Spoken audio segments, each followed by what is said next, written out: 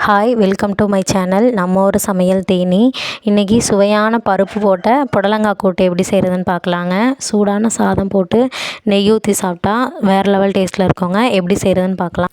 ஒரு புடலங்காய் எடுத்து கட் பண்ணி கழுவி வச்சுருக்கேங்க. அதுக்கப்புறம் 2 ஸ்பூன் அளவு துவரம்பருப்பு எடுத்து ஊற போட்டு வச்சுருக்கேன்.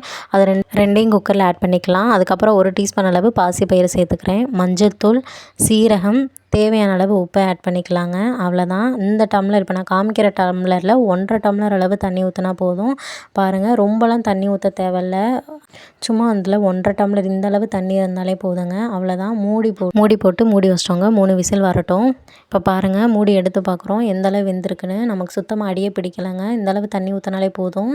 நமக்கு சூப்பராக வெந்துடுச்சு. இந்த அளவு வெந்ததுக்கப்புறம் கரண்டியை வச்சு நல்லா மசிச்சு விட்டுருங்க.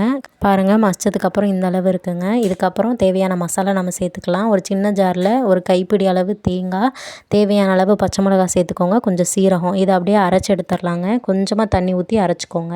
அவ்வளோதான், பேஸ்ட்டை அரைச்சி வச்சாச்சு. இப்போ நம்ம தாளிச்சிடலாம். பேன் அடுப்பில் வச்சுட்டு எண்ணெய் ஊற்றி கடுகு பொரிஞ்சதுக்கப்புறம் கருவேப்பிலை, பட்டை வத்தல் சேர்த்து நல்லா வதக்கி விட்டுருங்க. இப்போ நம்ம புடலங்காய் வேக வச்சுருக்கதை அதில் சேர்த்து ஆட் பண்ணி கிண்டி விட்டுருங்க.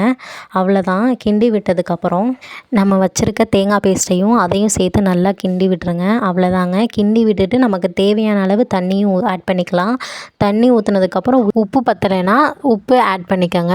ஆச்சு. மேலே விசில் வைக்காமல் ஒரு கொதி வரட்டும். அவ்வளோதாங்க. நல்லா சூப்பராக கொதி வந்துருச்சு. கொதிக்கிறப்பயே வாடை சூப்பராக வருங்க. அவ்வளோதான். சூடான சுவையான பருப்பு போட்ட புடலங்காய் கூட்டு ரெடிங்க. நம்ம சேனலை சப்ஸ்கிரைப் பண்ணிக்கோங்க, லைக் பண்ணுங்கள். தேங்க்யூ.